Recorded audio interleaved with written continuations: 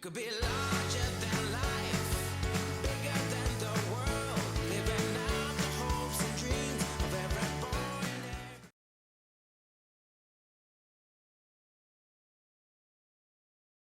That would be a tough one, but I tell you what, I'm a fan, so I would definitely give it a shot.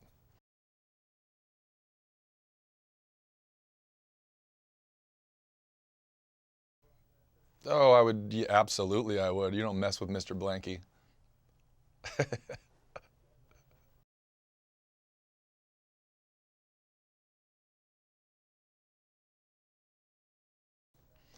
If there's a very good chance if the first one was intentional, there's another one coming back at him. Absolutely.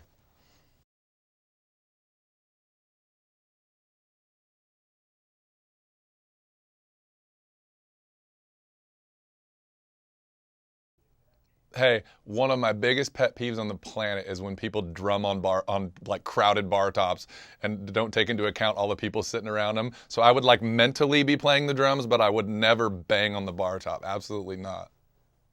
Oh, did you see that tweet? That was like last week. I couldn't believe this guy. My elbows were vibrating. I got a story for you. This is it's related and it's kind of not. I went and got a haircut before work one day, and I hadn't used this company before, and I won't say who it was, but they went to give me a haircut and they forgot to put the guard on the clippers, and they literally took a hole out of the back of my head about that big. But the problem was it was like an upscale restaurant where I bartended, so you can't wear a hat to work. So I had to, I mean, it probably takes 2, 3 weeks for something like that to grow back. And so I had to work a couple weeks straight, walking around with a giant divot taken out of the back of my head while I was bartending in Santa Monica. I think that was one of my least favorite stretches as a bartender.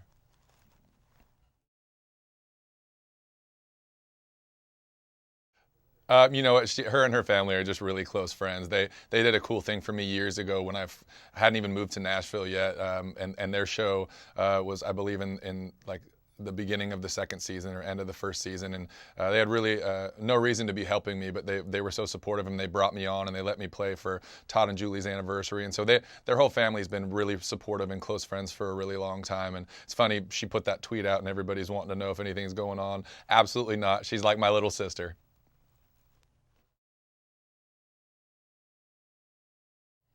Such a cool thing to be involved with the Outnumber Hunger project. I feel blessed every day to get to be a country music artist and do something that I love for a living. And so the fact that coming into this label group with Big Machine and being able to get plugged into this initiative is so cool. 45 million meals already, and every time you buy one of these specially marked boxes, you just take the code on the back and put it in, and it feeds 5 more families. And I mean, to be able to take a platform that I'm being given by doing something that I love and help feed people that are dealing with hunger is just it's an honor and a privilege to be a part of it.